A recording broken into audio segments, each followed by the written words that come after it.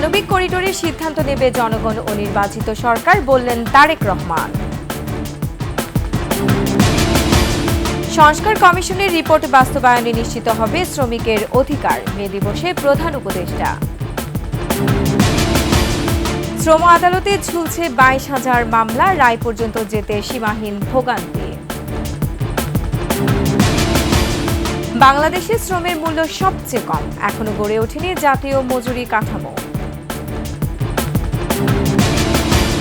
এবং ভয়াবহ সংঘাতের কিনারায় ভারত পাকিস্তান, পাল্টাপাল্টি আকাশপথ বন্ধ।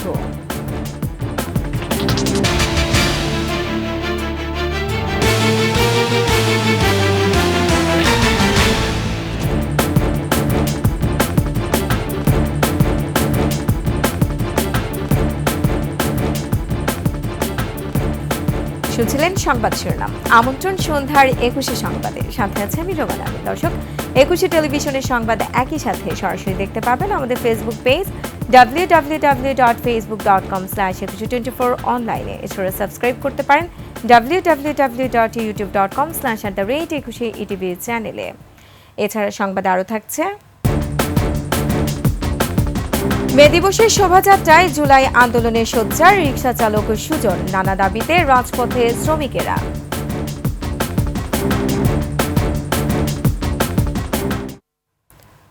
মানবিক করিডোর দেয়া না দেওয়ার সিদ্ধান্ত নেবে জনগণ ও নির্বাচিত সরকার। বিদেশিদের নয়, আগে দেশের জনগণের স্বার্থ রক্ষা করতে হবে। শ্রমিক দলের সমাবেশে এমন মন্তব্য করেছেন বিএনপির ভারপ্রাপ্ত চেয়ারম্যান তারেক রহমান।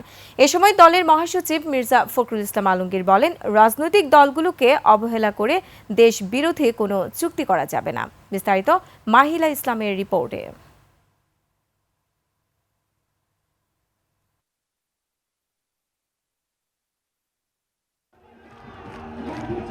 মে দিবস শ্রমিকের দিন, খেটে খাওয়া মানুষের অধিকার আর ন্যায্যতা বুঝিয়ে নেওয়ার দিন। ঘামে ঝরা শ্রমিকের প্রতীকী লাল পতাকা উড়িয়ে নয়াপল্টনের এই সমাবেশে ঢল নামে শ্রমিকদের। সংহতি জানিয়ে যোগ দেন বিভিন্ন শ্রেণী পেশার মানুষও। জাতীয়তাবাদী শ্রমিক দলের এই সমাবেশে ভার্চুয়ালি যোগ দেন বিএনপির ভারপ্রাপ্ত চেয়ারম্যান তারেক রহমান। বলেন, সরকারের একটি অংশ সুপরিকল্পিতভাবে গণতন্ত্রকামী মানুষের মধ্যে বিভেদের সৃষ্টি করছে। জনগণের সংশয় কাটাতে সুনির্দিষ্ট রোডম্যাপ প্রয়োজন। সুনির্দিষ্টভাবে আগামী জাতীয় নির্বাচনের রূপরেখা ঘোষণা করুন। অন্তর্বর্তীকালীন সরকারের কর্মপরিকল্পনার পথনকশা গণতান্ত্রিকামী জনগণের সামনে সুস্পষ্ট থাকলে জনমনে সন্দেহ সংশয় কেটে যাবে। এ সময় তারেক রহমান প্রশ্ন তোলেন জাতিসংঘের মানবিক করিডোর নিয়ে। বলেন, এমন স্পর্শকাতর বিষয়ে সিদ্ধান্ত নেয়ার ক্ষেত্রে জনগণ ও রাজনৈতিক দলগুলোকে কেন জানায়নি সরকার। স্বাধীনতাপ্রিয় জনগণ মনে করে করিডোর দেওয়া না দেওয়ার বিষয় সিদ্ধান্ত আসতে হবে জনগণের কাছ থেকে। সিদ্ধান্ত আসতে হবে জনগণের প্রত্যক্ষ ভোটে নির্বাচিত জাতীয় সংসদের মাধ্যমে। আমাদের বক্তব্য স্পষ্ট, বিদেশিদের স্বার্থ রক্ষার স্বার্থে নয়। অন্তর্বর্তীকালীন সরকারকে সবার আগে দেশের জনগণের স্বার্থ নিশ্চিত করতে হবে। সমাবেশে দলের মহাসচিব মির্জা ফখরুল ইসলাম আলমগীর বলেন, গণতান্ত্রিক উত্তরণের উপর বাংলাদেশের অস্তিত্ব নির্ভর করছে। অবিলম্বে সমস্ত সংস্কার যেগুলো একমত হয়েছে দলগুলো, সেই সংস্কারগুলোকে আপনারা ইমপ্লিমেন্ট করেন, সেগুলোকে কাজে কাজ করেন, সংস্কারগুলো নিয়ে আসেন এবং দ্রুত নির্বাচনের ব্যবস্থা করেন। যেগুলোতে একমত হবে না সেগুলোর মধ্যে চার্টার অফ রিফর্মসকে সই করে তা পরবর্তী পার্লামেন্টে পাস করার ব্যবস্থা করেন। অনতিবিলম্বে যে সংস্কারগুলোর বিষয়ে রাজনৈতিক দলগুলো একমত হয়েছে তা প্রকাশ করার দাবিও উঠে আসে বিএনপি নেতাদের বক্তব্য থেকে। রাজনৈতিক দলগুলোকে পাশ কাটিয়ে কেউ যদি কোনো কিছু করতে চান তার বিরুদ্ধে প্রতিরোধ হবে। মাহিলা ইসলাম, 21 টেলিভিশন, ঢাকা। এর আগে শ্রমিক দলের সমাবেশে যোগ দিতে সকাল থেকে মিছিল নিয়ে আসতে থাকেন নেতাকর্মীরা। বিএনপি ও দলের অঙ্গ সংগঠনের নেতাকর্মীরাও যোগ দেন সমাবেশে। দুপুর পেরোতে জনসমুদ্রের রূপ নেয় পল্টন এলাকা। সমাবেশে যোগ দিয়ে বিভিন্ন শ্রেণী পেশার মানুষ ও শ্রমিকের মজুরি বৃদ্ধি ও দৈনিক 8 ঘন্টা কাজে দাবি তোলেন তারা। সোহেল সামির রিপোর্টে থাকছে বিস্তারিত। মহান মে দিবসে জাতীয়তাবাদী শ্রমিক দলের সমাবেশ। রাজধানীর সব পথ যেন মিশেছে এসে নয়াপল্টনে। একদিকে ফকিরের পুল, অন্যদিকে নাইটিঙ্গেল মোড় ছাপিয়ে যায় জনসমুদ্র। ব্যানার ফেস্টুন হাতে, শ্রমিকের সাজে ছোট ছোট মিছিল নিয়ে ঢাকার বিভিন্ন প্রান্ত থেকে আসতে থাকেন শ্রমিক দলসহ বিএনপি ও অঙ্গ সংগঠনের নেতাকর্মীরা। নেচে গেয়ে দিবসটিকে বরণ করে নেন তারা। 8 ঘন্টার জায়গায় 10 ঘন্টা 12 ঘন্টা পরিশ্রম দিচ্ছে তারা, কাজ করছে তারা, তারপরও তাদের সঠিক যে মূল্যায়ন, তাদের যে মূল্যটা, এই যে শ্রমের যে মূল্য তারা সঠিক মতো পাচ্ছে না। সামনে একটি গণতান্ত্রিক সরকারের মাধ্যমে এই শ্রমিকের এই কষ্টার্জিত যে তাদের যে শ্রম, সে শ্রমের মূল্যটা যেন সঠিকভাবে পায়, এটাই প্রত্যাশা। চেয়ারপারসন বেগম খালেদা জিয়া এবং তারই যোগ্য উত্তরসূরি জনাব তারেক রহমান সবসময় বাংলাদেশের শ্রমিকদের নিয়ে কাজ করতেন। বাংলাদেশের শ্রম অধিকার হবে আন্তর্জাতিক মানের। সমাবেশে যোগ দেন খেটে খাওয়া শ্রমিকেরাও। প্রত্যাশার পাশাপাশি জানান তাদের যাপিত জীবনের দুঃখ কষ্টের কথা। ন্যায্য পাওনাটা চায় তারা। ভবন নির্মাণ করলো শ্রমিকরা, সেই শ্রমিকের ন্যায্য পাওনাটা পায় না। রক্ত দিয়েও এই দেশের শিল্প প্রতিষ্ঠানগুলো তাদের ঋণ শোধ করতে পারবে না। দেশের সরকার, বিশিষ্ট নাগরিক, বিশিষ্ট রাজনীতিবিদ শুধু কর্মসূচি পর্যন্ত ক্ষান্ত, এরা পরবর্তীতে এই শ্রমিকদের পাশে থাকে না। ঠিক মতো আমাদের বেতন দেয় না, বেতনে ঘোরাঘুরি করে। আমাদের দাবি আমাকে রক্ত ঘামে না পরিশ্রমে মূল্য পাই। পায়ে রোগ নেগে যায়, আর তো নেগে যায়, কিন্তু দাম পাই না। আইএলও সনদ অনুযায়ী শ্রমিকের সর্বনিম্ন মজুরি নির্ধারণ ও দৈনিক 8 ঘন্টা কাজের দাবিও উঠে আসে শ্রমিক নেতাদের কণ্ঠে। যদি আমরা নির্বাচিত হয়ে আসতে পারি, ইনশাল্লাহ শ্রমিক স্বার্থে যা যা করণীয়, ইনশাল্লাহ আমার জাতীয়তাবাদী দল সেই লক্ষ্যে কাজ করছে এবং করবেন। প্রধান দাবি আমরা এই বৈষম্যমুক্ত একটা শ্রমজীবী বা একটা নীতিমালা আমরা তৈরি করতে চাই। যাদের হাত ধরে সভ্যতা নির্মাণ হয়, ঘুরে অর্থনীতির চাকা, সেই শ্রমিকের অধিকার প্রতিষ্ঠায় রাষ্ট্র এগিয়ে আসবে। মে দিবসে এটাই সবার চাওয়া। সোহেল সামি, 21 টেলিভিশন, ঢাকা। জামায়াত ইসলামী ক্ষমতায় গেলে নারীদের অধিকার ও নিরাপত্তা নিশ্চিত করা হবে বলে জানান বাংলাদেশের জামায়াত ইসলামীর আমির ডাক্তার শফিকুর রহমান। আন্তর্জাতিক শ্রমিক দিবস উপলক্ষে বাংলাদেশের শ্রমিক কল্যাণ ফেডারেশন আয়োজিত জনসভায় তিনি বলেন, শ্রমিক ও কর্মজীবীরা বিভিন্ন সময় নানান ক্ষেত্রে বঞ্চিত হচ্ছেন। টেকসই বাংলাদেশ গড়তে চাইলে মালিক শ্রমিক পরস্পরের হাত ধরে এগিয়ে যেতে হবে। অন্যান্য বক্তারাও কথা বলেন শ্রমিকদের অধিকার নিয়ে, জোর দেন ইসলামী শ্রমনীতি প্রণয়নের।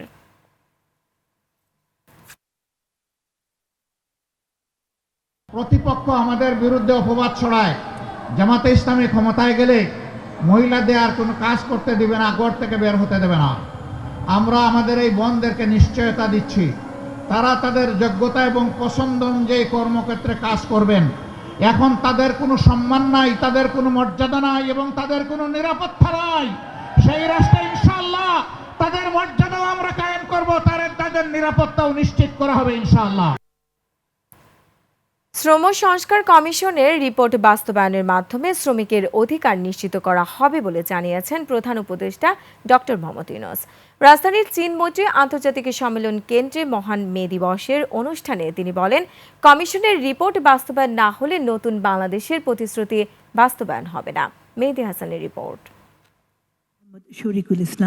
প্রতি বছরের ধারাবাহিকতায় এবারও পালিত হচ্ছে মহান মে দিবস। তবে প্রধান উপদেষ্টা বলেন, এবারের মে দিবস অন্য যে কোনো বারের চেয়ে ভিন্ন, কারণ এটি জুলাই বিপ্লব পরবর্তী মে দিবস। জুলাই বিপ্লব নতুন বাংলাদেশের প্রতিশ্রুতি দিয়েছে, আর সেই নতুন বাংলাদেশ বাস্তবায়ন করতে হলে সবার আগে শ্রমিকের অধিকার নিশ্চিত করতে হবে। সরকার গঠিত শ্রম সংস্কার কমিশনের রিপোর্ট বাস্তবায়নের মাধ্যমেই এটি করা হবে। আমাদের দায়িত্ব হলো আশু করণীয়গুলো দিয়ে যাত্রা শুরু করা, এগুলো করণীয়গুলো সমাপ্ত করার পরে কঠিনগুলো আস্তে আস্তে আমরা রওনা হব। কিন্তু এটা বাস্তবায়ন না করে জাতির কোনো গত্যন্তর নাই। এই নতুন বাংলাদেশ গড়তে হলে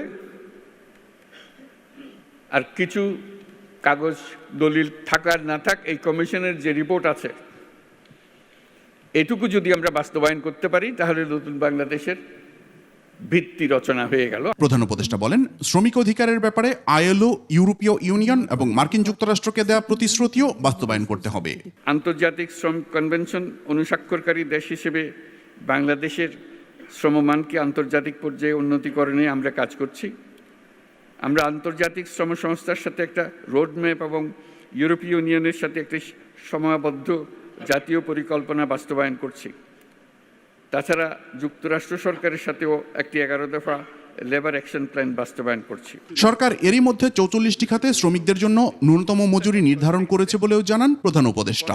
নতুন বাংলাদেশ প্রত্যয় আবার দৃঢ়ভাবে ঘোষণা করছি। মেহেদী হাসান, একুশে টেলিভিশন, ঢাকা। কৃষি কিংবা শিল্প সবখানেই উৎপাদনে মিশে আছে শ্রমিকের ঘাম ঝরানো রক্ত। দেশের প্রয়োজনে নামেন রাজপথেও, তারপরেও যেন শেষ হয় না শ্রমিকের বঞ্চনার গল্প। জুলাই আন্দোলনেও রাজপথে সোচ্চার ছিলেন শ্রমিকরা। তাদেরই একজন আন্দোলনের সময় সেলুট জানানো আইকনিক ছবির রিকশা চালক সুজন। মে দিবসে তাকে নিয়ে র্যালি করেছে বাংলাদেশ গণতান্ত্রিক ছাত্র সংসদ। এছাড়া বিভিন্ন পেশার শ্রমিকরা তাদের দাবি নিয়ে অবস্থান নেন প্রেস ক্লাবের সামনে। আরিফিন শাওনের রিপোর্টে বিস্তারিত। জুলাই আন্দোলনের অন্যতম আইকনিক ছবি। সেদিন ফ্যাসিস্টের বিরুদ্ধে আন্দোলনে রাস্তায় নেমেছিলেন রিকশা শ্রমিক সুজন। মে দিবসের র্যালিতেও দেখা গেল স্বতঃস্ফূর্ত সেই সুজনকে। শাহবাগ থেকে শুরু করে শহীদ মিনারে গিয়ে শেষ হয় র্যালি। কর্মচারী অঙ্গন বৈষম্যমুক্ত হোক। সরকারি বেসরকারি প্রতিষ্ঠানের শ্রমিকরাও তাদের অধিকারের কথা জানাতে পালন করেন বিভিন্ন কর্মসূচি। নারীদের মাতৃত্বকালীন ছুটি বাড়ানো, নারীবান্ধব কর্মস্থানের দাবিতে মিছিল করে সম্মিলিত গার্মেন্টস ফেডারেশনের কর্মীরা। শ্রমিকদের অধিকার আদায়ের জন্য শ্রম আইনের যথাযথ বাস্তবায়নের দাবি জানান বাংলাদেশ জাতীয় শ্রমিক ফেডারেশনের সভাপতি। আমরা চাই যে একটি গণতান্ত্রিক একটি শ্রম আইন, যে শ্রম আইন আমাকে সুরক্ষিত করবে, আমার যে ন্যায্য অধিকার সে ন্যায্য অধিকার আমার আদায় হবে।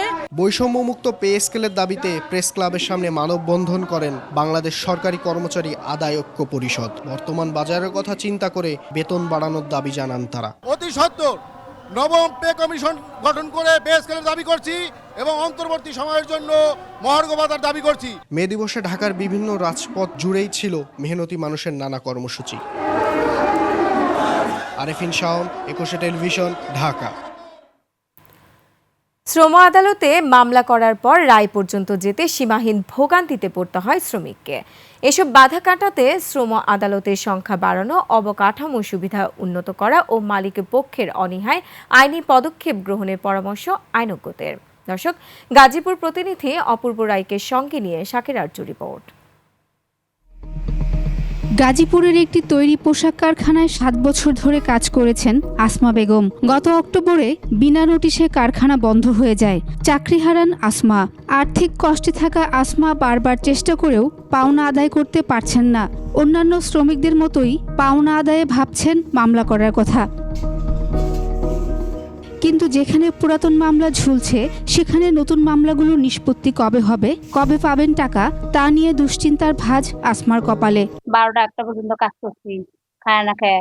আমাদের কষ্টের টাকা আমাদেরকে দিতেই হবে। যদি আমাদেরকে না দেয় তাহলে আমরা মামলা করব।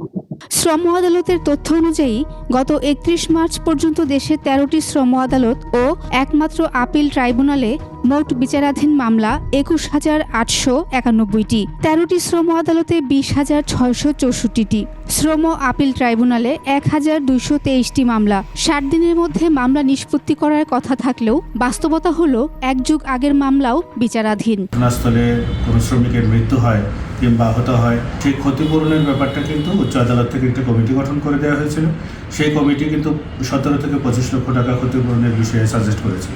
আমাদের শ্রম আইন কিন্তু এখনো পর্যন্ত সেই আগের জায়গাতেই রয়ে গেছে। নানান পরিবর্তনের মধ্যে হয়েছে, কিন্তু তাদের মজুরির প্রশ্নে, তাদের ক্ষতিপূরণের প্রশ্নে এখনো পর্যন্ত সেই অন্যায্য অবস্থানই রয়ে গেছে আইনগত দিক থেকে। সারা দেশের শ্রমিকদের জন্য শ্রম আপিল ট্রাইব্যুনাল মাত্র একটি।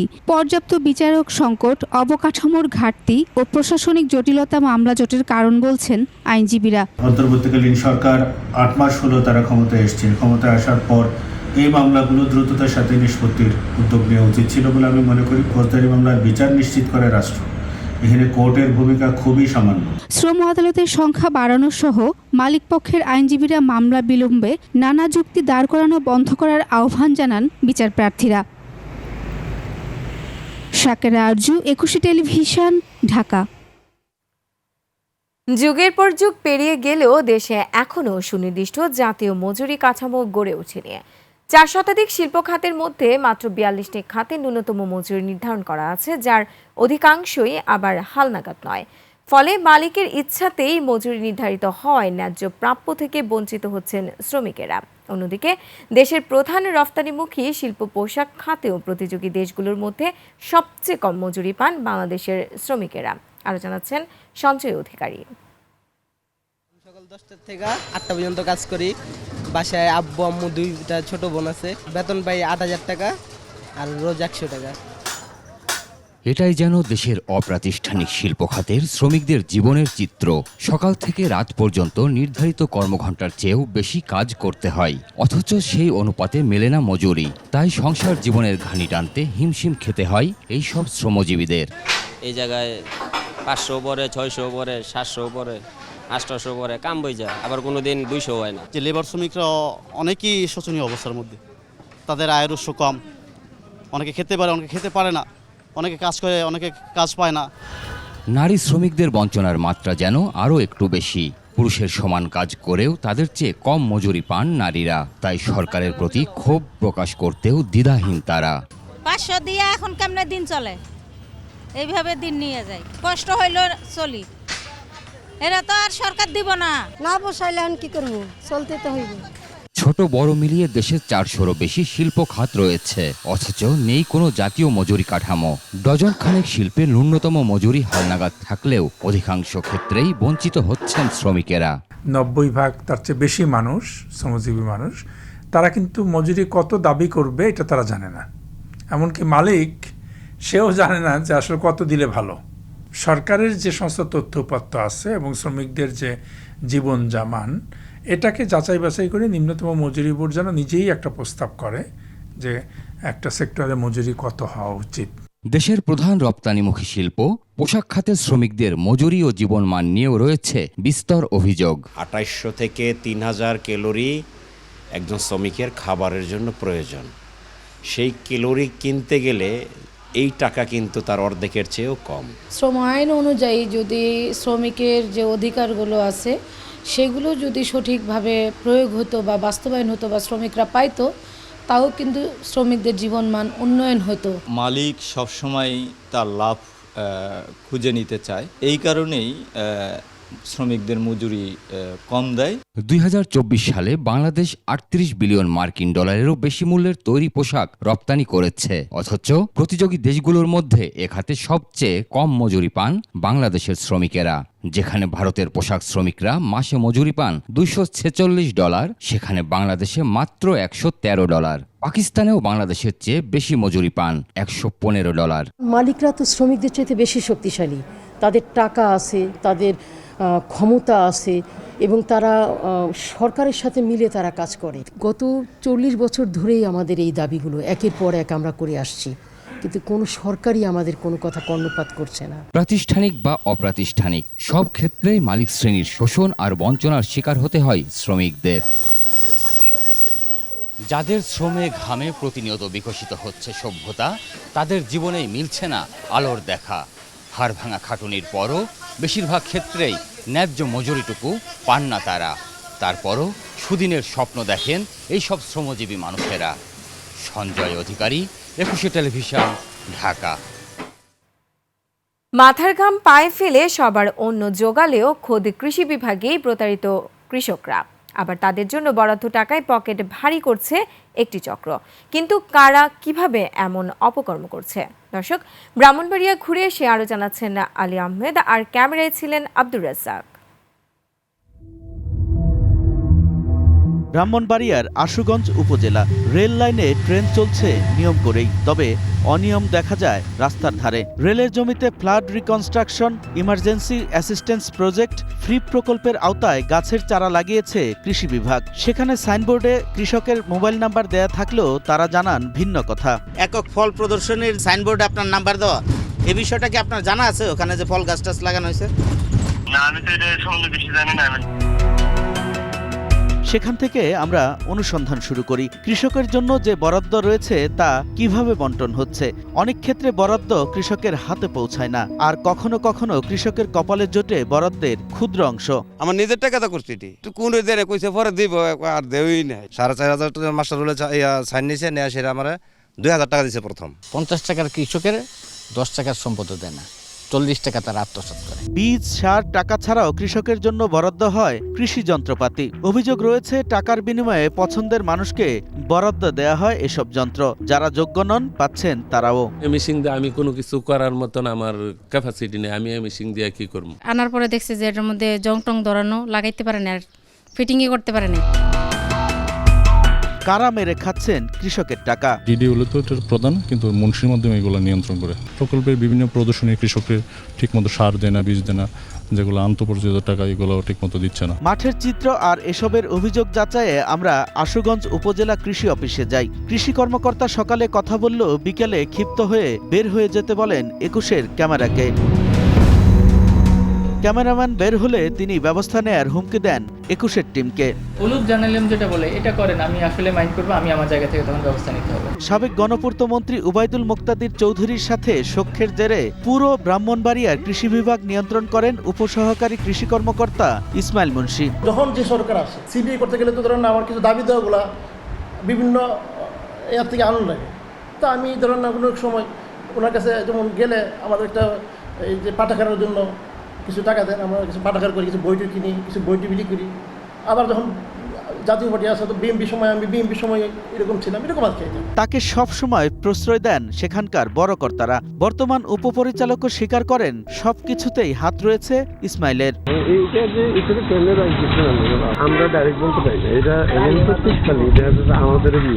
সরকারি চাকরি করে যারা কৃষকের হক নষ্ট করছেন তাদের বিষয়ে আইন কি বলে? এই বরাদ্দ কোনো সরকারি কর্মকর্তা মেরে দেওয়া হলে তার বিরুদ্ধে প্রথমেই ডিপার্টমেন্টাল প্রসিডিংস হবে, তাদেরকে আইনের আওতায় আনবে, শাস্তির মুখোমুখি করবে। আলী আহমেদ, 21 টেলিভিশন। দর্শক, এ বিষয়ে বিস্তারিত দেখবেন রাত 9:30টায় 21-এর চোখ অনুষ্ঠানে। অন্যান্য প্রসঙ্গ, দল হিসেবে আওয়ামী লীগের বিচার দাবিতে একাটা রাজনৈতিক দলগুলো বিচার চলাকালে আওয়ামী লীগের রাজনৈতিক কার্যক্রম নিষিদ্ধ রাখার দাবি জানানো হয়েছে। একই দাবির প্রতি সমর্থন জানানোর পাশাপাশি নারী সংস্কার কমিশন বাতিলের দাবিও জানিয়েছে ইসলামী দলগুলো। বিস্তারিত জানাচ্ছেন নাহিদ সিরাজি নিম্মি। জুলাই আগস্টের উত্তাপ বুকে ধারণ করে গঠিত নতুন রাজনৈতিক দল জাতীয় নাগরিক পার্টি এনসিপি বলছে আওয়ামী লীগের রাজনৈতিক কার্যক্রম স্থগিত রেখে বিচারের আওতায় আনতে হবে। একই দাবিতে সোচ্চার খেলাফত মজলিস। বিচারের আগে স্থগিত চায় দলটির নিবন্ধন। আমরা চাই যে আওয়ামী লীগের বিচার এবং নিষিদ্ধকরণ করা, এর মধ্যে তাদের কার্যক্রম স্থগিত রাখা, এই ব্যাপারটিও থাকছে। আওয়ামী লীগের দল হিসেবে বিচার করতে হবে গণহত্যার দায়ে, আর বিচারের রায় প্রকাশিত হওয়ার আগ পর্যন্ত দলের নিবন্ধন স্থগিত রাখতে হবে। এছাড়া অন্যান্য ইসলামিক দলগুলোর পাশাপাশি খেলাফত মজলিসের ঐক্য গড়ে উঠেছে নারী সংস্কারের বিরুদ্ধে। 5 দফা দাবিতে 3 তারিখের সমাবেশে তোলা হবে এই দাবি। মহাসমাবেশ মূলত 5 দফা দাবি নিয়ে। এর মধ্যে উল্লেখযোগ্য হচ্ছে আপনার নারী সংস্কার বিষয়ক যে কমিশন করা হয়েছে এটা বাতিল করা, কমিশনটা ভেঙে দেয়া, আর কমিশনের প্রস্তাবিত রিপোর্ট বাতিল করা, শাপলা চত্বরে যে গণহত্যা, এই গণহত্যার বিচার করা, বিগত 15-16 বছর ধরে যে গুম খুন হয়েছে এর উপযুক্ত বিচার করা, আর হেফাজতের নামে যে সমস্ত মিথ্যা মামলাগুলো ছিল এই মামলাগুলো প্রত্যাহার করা। জুলাই আগস্টের নিষ্ঠুরতার দাবিতে রাজনৈতিক দলগুলোর একজোট হওয়া নিঃসন্দেহে রাজনৈতিক পরিবেশে যোগ করেছে নতুন মাত্রা। তবে পরিস্থিতি কি দাঁড়ায় তাই এখন দেখার অপেক্ষা। নাহিদ সিরাজি নিম্মি, 21 টেলিভিশন, ঢাকা। এবারে চোখ ফেরাবো ভারত পাকিস্তান উত্তেজনার দিকে। ভয়াবহ সংঘাতের কিনারায় ভারত পাকিস্তান। দ্বিপক্ষীয় যোগাযোগের পথ বন্ধের পাশাপাশি কূটনৈতিক সম্পর্কের অবনতি, চুক্তি বাতিল, তারপর একে একে সীমান্তে গোলাগুলি। এবার দুই দেশ থেকেই এলো পরস্পরের জন্য আকাশপথে নিষেধাজ্ঞা। এদিকে সীমান্তে সামরিক মহড়া চালাচ্ছে পাকিস্তান সেনাবাহিনী। আফসানা নীলার ডেস্ক রিপোর্ট। কাশ্মীর হামলাকে কেন্দ্র করে বাড়তে থাকা উত্তেজনায় উপমহাদেশ ঢুকে পড়েছে এক অনিশ্চিত পরিস্থিতিতে। দুই দেশের নিয়ন্ত্রণ রেখায় সবশেষ পাকিস্তান নিরাপত্তা বাহিনীর গুলিতে ধ্বংস হয়েছে ভারতীয় সেনাবাহিনীর চেকপোস্ট আর বাংকার। এরই মধ্যে পরস্পরের আকাশপথে এসেছে নিষেধাজ্ঞা। আগেই পাকিস্তান জানিয়েছিল তাদের আকাশপথ ব্যবহার করতে পারবে না ভারত। এবার পাকিস্তানের উড়োজাহাজের জন্য আকাশসীমা বন্ধ করেছে নয়াদিল্লি। বুধবার থেকে কার্যকর হওয়া সিদ্ধান্ত অনুযায়ী আগামী 23 মে পর্যন্ত পাকিস্তানে নিবন্ধিত, সেখান থেকে পরিচালিত কিংবা দেশটির ভাড়া বা ইজারা নেয়া বাণিজ্যিক বা সামরিক কোনো উড়োজাহাজ ভারতের আকাশসীমায় প্রবেশ করতে পারবে না। এ সিদ্ধান্তের ফলে মালয়েশিয়ার মতো দক্ষিণ পূর্ব এশিয়ার দেশগুলোতে যেতে পাকিস্তানের উড়োজাহাজের অনেক বেশি পথ পাড়ি দিতে হবে, ব্যয় ও সময়ও বাড়বে। অপরদিকে পাকিস্তান আকাশসীমা বন্ধ করায় ভারতের অনেক উড়োজাহাজকেও একই সমস্যার মুখোমুখি হতে হচ্ছে। এদিকে কাশ্মীরে সন্ত্রাসী হামলার ঘটনা নিয়ে পাকিস্তানের প্রধানমন্ত্রী শাহবাজ শরীফ ও ভারতের পররাষ্ট্রমন্ত্রী এস জয়শঙ্করকে ফোন করেছেন যুক্তরাষ্ট্রের পররাষ্ট্রমন্ত্রী মার্কো রুবিও।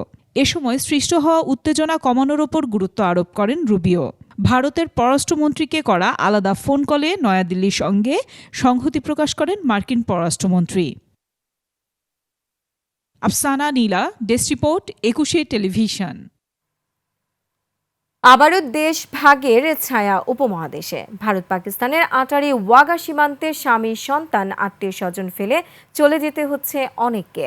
এ যেন 1947 সালে হৃদয় ভাঙা সেই বিচ্ছেদের পুনরাবৃত্তি। কাশ্মীর হামলার ঝড়ে আবারও ভাঙছে ঘর, ছেড়ে যেতে হচ্ছে শেকড়ের মায়া, আত্মার টান। এক বুক কষ্ট চেপে দেশে ফিরছেন ভারত পাকিস্তানের নাগরিকরা, তবে পারছেন না পরিবারের অনেক সদস্যকে সঙ্গে নিতে। আফসানা নীলার আরও একটি ডেস্ক রিপোর্টে থাকছে বিস্তারিত।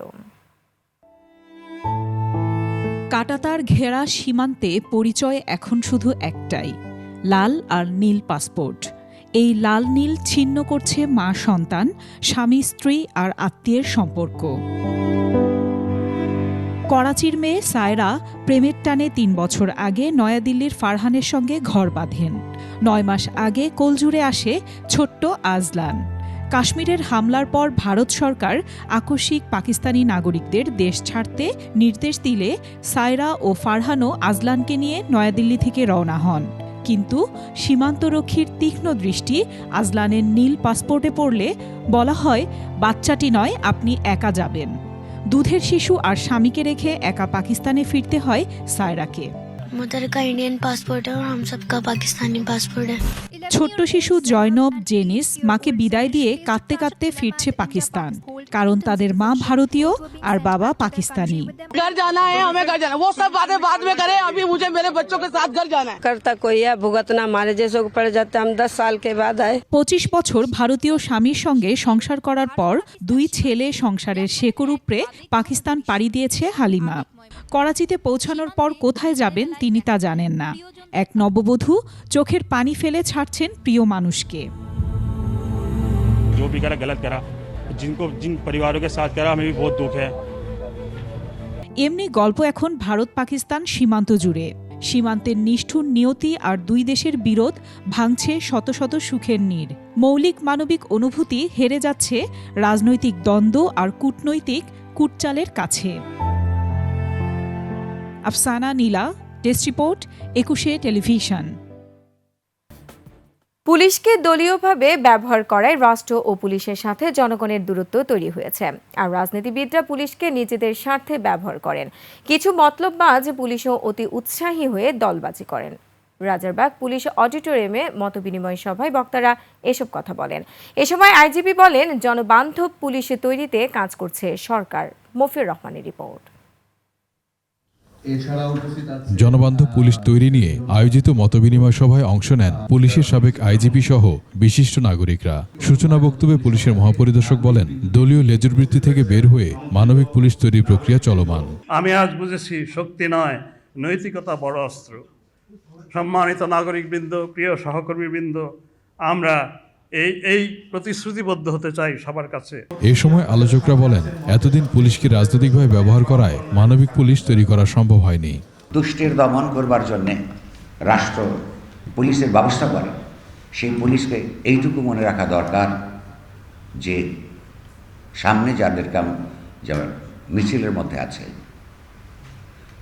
তাদের কজটা একটু বুঝবার চেষ্টা করা দরকার। একটা সংস্কৃতির পরিবর্তন দরকার এবং এই সংস্কৃতির পরিবর্তনটা আমি মনে করি একটা গণতান্ত্রিক ব্যবস্থার মধ্য দিয়েই হতে পারে। পুলিশের সাবেক 2 জন আইজিপি বলেন, অতি উৎসাহী পুলিশই দলবাজি করে। পুলিশ আইনে লেখা আছে আপনি অন্যায় আদেশ মানতে বাধ্য না, আপনি বলবেন sorry I can't do it sir, বলবেন আপনি, এই সাহস আপনাকে থাকতে হবে। পলিটিক্যাল পার্টির যদি সদিচ্ছা না থাকে তাহলে চলবে না, কেন কন্ট্রোল করে। In the ultimate analysis politics is all pervasive এবং politics is a controlling element. সভায় মুখ্য আলোচক ছিলেন শিক্ষাবিদ ডক্টর সলিমুল্লাহ খান। তিনি বলেন, পুলিশ সংস্কার করে ধনীদের সম্পদের পাহাড়দার তৈরি করে লাভ নেই। সাম্প্রতিক ঘটনা যা ঘটেছে 2024-এ, যেটা স্মরণে আমাদের এই অভূতপূর্ব অনুষ্ঠান আপনারা করছেন, সেটা কি কনসেন্ট যখন ভেঙে পড়ে তখন তার খোল নলচে শুদ্ধ রাষ্ট্র দেখা যাচ্ছে রাষ্ট্র শুধু জোরের উপরেই টিকে থাকতে পারে না। যখন জোরের উপর মাত্র সে টিকে থাকে, জনসমর্থন যা যখন শূন্যের কাছাকাছি নেমে যাবে, হিমাঙ্কের নিচে নেমে যায়, তখন পরিবর্তন অনিবার্য হয়ে পড়ে। পুলিশকে জনবান্ধব করতে হবে বলেও মন্তব্য করেন তিনি। মফিউর রহমান, একুশে টেলিভিশন, ঢাকা। ফ্যাসিস্ট আওয়ামী লীগ সরকারের বাণিজ্য মন্ত্রী টিপু মুনশি কারাগারে থাকলেও টিকে আছে তার সাম্রাজ্য। রংপুরের পীরগাছায় সাবেক এই মন্ত্রী ব্যবসা বাণিজ্য চালাচ্ছে তারই ক্যাডার বাহিনী, বাড়িও আছে তাদের পাহারায়। এছাড়া বিরোধীদের মামলা দিয়ে দমন করাই ছিলেন সিদ্ধহস্ত। এখনও টিপুর বয়ে তটস্থ স্থানীয়রা। রংপুর বিভাগীয় প্রতিনিধি লিয়াকত আলী বাদুলের তথ্যে ডেস্ক রিপোর্ট, আর ক্যামেরায় ছিলেন আলী হায়দার রনি। টিপু মুনশির পীরগাছার বাড়িতে নেতাকর্মীদের ভিড় না থাকলেও আছে কেডারদের পাহারা। তারা সাংবাদিকদেরও তার বাড়ির কাছে ঘেঁষতে দিতে চান না। বলেন বন্ধ করলে কি সমস্যা? আমি আপনার সাথে কি তর্ক করে দেন আসছি না কিছু বলা দেন আসছি? না দিলে ভাই আমি কি করব, অফিস থেকে যদি না দেয়। গোপালগঞ্জের মূল বাড়ি হলেও বাবার কর্মস্থলের সুবাদে টিপু মুনশি ও তার পরিবারের বসবাস রংপুরের পীরগাছার ধূপার দিকে এলাকায়। টিনের ঘরেই একসময় তাদের পরিবার বসবাস করত। ব্যবসায়ী টিপু মুনশি আওয়ামী লীগের রাজনীতিতে যোগ দিয়ে অর্থ আর সন্ত্রাসকে হাতিয়ার করে শেখ হাসিনার নজর কাড়েন। 2008 সালের সংসদ নির্বাচনে আওয়ামী লীগের প্রার্থী হিসেবে রংপুর 4 আসনের সংসদ সদস্য হন। বনে যান পীরগাছার একক অধিপতি। এরপর 2014 ও 2018 সালের ভোট ডাকাতি এবং 2024 সালের ডামি নির্বাচনের এমপি এবং 2 বারের বাণিজ্যমন্ত্রী হয়ে ক্ষমতার কেন্দ্রে চলে যান টিপু মুনশি। এলাকায় নিজের সাম্রাজ্য টিকিয়ে রাখতে গড়ে তোলেন ক্যাডার বাহিনী। ক্যাডার বাহিনীর মাধ্যমে দখল বাণিজ্যে নামেন টিপু মুনশি। নিজের বাড়ির পাশে জায়গা জোর করে দখলের অভিযোগ তার বিরুদ্ধে। এলাকাবাসী জায়গা দখল করে টিপু মুনশি তার ছেলে অপু মুনশির নামে গড়েন ক্যান্সার হাসপাতাল। আমি কোথায় যাব? কথা না, আমি জমি সোজা করব, আমাকে দাও। আমি বলি আমি দিব না, আমি গাছ লাগাবো। তখন জোর করি দখল করে নিয়ে গেছে। বললাম না আদা মাংনার উপরে, ওখান তো হুলুস্কুল, ওখানে ডাঙাডাঙি পরে বাঁচি গেছে। ওরা পাবে এই দাগে, এখন ওরা জোর করে আমাদের ওই দাগ দখল করে নিচ্ছে। 2 শতক মাটি ওই মাফিয়া ওরা ঘিরে দিয়ে দিছে, আমাদের টাকা পয়সা দেওয়ার কথা ছিল, দেয়নি। ক্ষমতার দাপটে রংপুরের নবদিগঞ্জ ও মধুপুরে সবচেয়ে বড় কোল্ড স্টোরেজ গড়ে আলুর ব্যবসাও নিয়ন্ত্রণ করতেন তিনি। বিভিন্ন জমি দখল করেছে, কোল্ড স্টোর নির্মাণ করেছে। বিরোধী দল ও মদ দমনে হামলা মামলা ছিল তার নিয়মিত কাজ। তার বাহিনীর ভয়ে বিরোধীরা ঘরছাড়া ছিল বছরের পর বছর।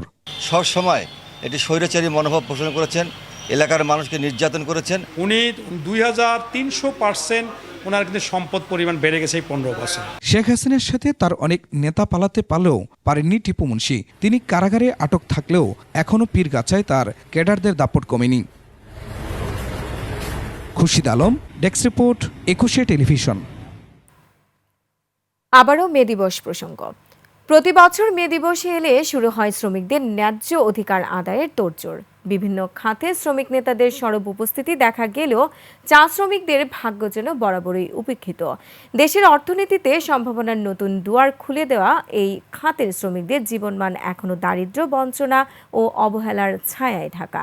যাদের পরিশ্রমে সতেজতা ছড়ায় চা, সচল হয় দেশের অর্থনীতি, তাদের জীবনই যেন অবর্ণনীয় কষ্টে আবদ্ধ। বিকুল চক্রবর্তীর তথ্য ছবিতে ডেস্ক রিপোর্টে বিস্তারিত। পাইদল পাইদল 1 নম্বর বাগানে পাতা তোলা কামরে। দেশ স্বাধীনের 54 বছর পার হলেও চা শ্রমিকদের ইতিহাস প্রায় 250 বছরের বেশি। মৌলভীবাজারে 93টি চা বাগানে প্রায় 80 থেকে 90 হাজার শ্রমিক কাজ করেন, যেখানে উৎপাদিত হচ্ছে দেশের অন্যতম গুরুত্বপূর্ণ পানীয় চা। রোদ বৃষ্টি ঝড় ছাড়াও জীবনের ঝুঁকি নিয়ে চা পাতা তোলেন চা শ্রমিকরা। যাদের নরম হাতের পরশে সমৃদ্ধ হয় দেশের অর্থনীতি, তাদের জীবন বঞ্চনার। বাচ্চা কাচ্চারে ভালোভাবে পুষ্টিকর খাবারও দিতে পারি না, আর যে কষ্ট করে আমরা খাবার দাবার থেকে যে লেখাপড়া করাই, এটা তো লেখাপড়া করার পরে ভালো একটা চাকরি পাওয়া যায় না। তাছাড়া ছেলের কষ্ট করিয়া লেখাপড়া শিখাইছি, ছেলের বাগানেও কোনো কাজ না, বাইরেও কোনো কাজ নাই, এসএসসি পাস করিয়া। চা শ্রমিকদের দৈনিক ন্যূনতম মজুরি 168 থেকে 170 টাকা। অধিকাংশ বাগানের মালিক শ্রমিকদের এই সামান্য মজুরিও নিয়মিত দিচ্ছেন না। এক সপ্তাহ মজুরি দিলে পরের সপ্তাহ বকেয়া রাখছেন।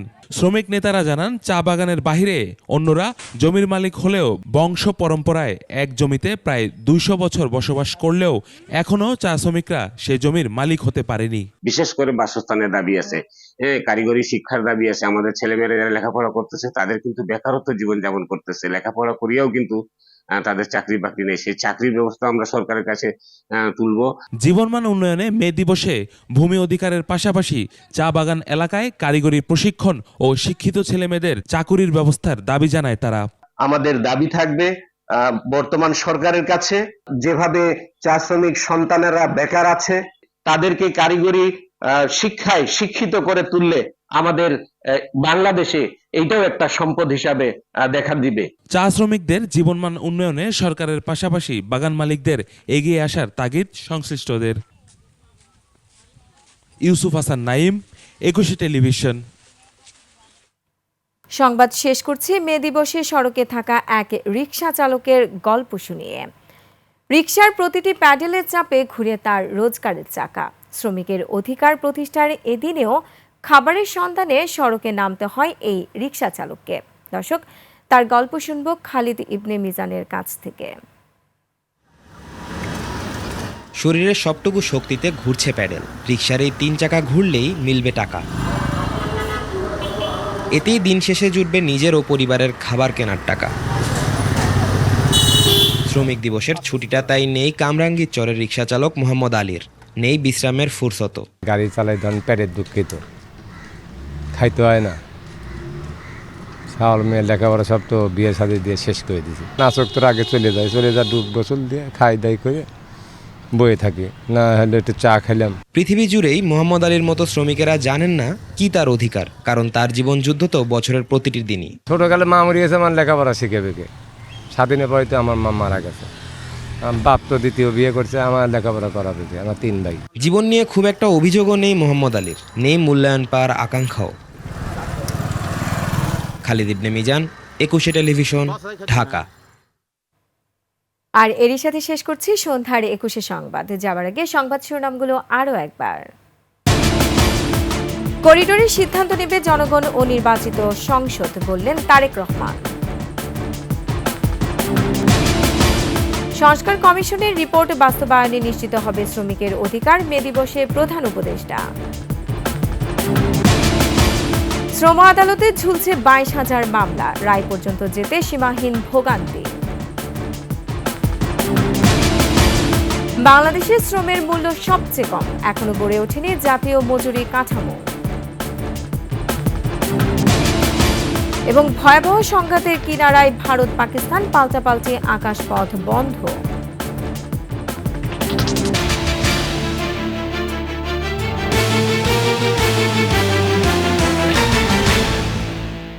দর্শক, সর্বশেষ সংবাদ জানতে ডায়াল করুন 2021 নম্বরে, আর ভিজিট করুন 21tv.com এই ওয়েবসাইটে। ফেসবুকে ভিজিট করতে পারেন www.facebook.com/2124 অনলাইনে। এছাড়া সাবস্ক্রাইব করতে পারেন www.youtube.com/21etv চ্যানেলে। এতক্ষণ সঙ্গে থাকার জন্য ধন্যবাদ। পরবর্তী সংবাদ রাত 9টায় দেখার আমন্ত্রণ রইল। 21-এর সাথেই থাকুন।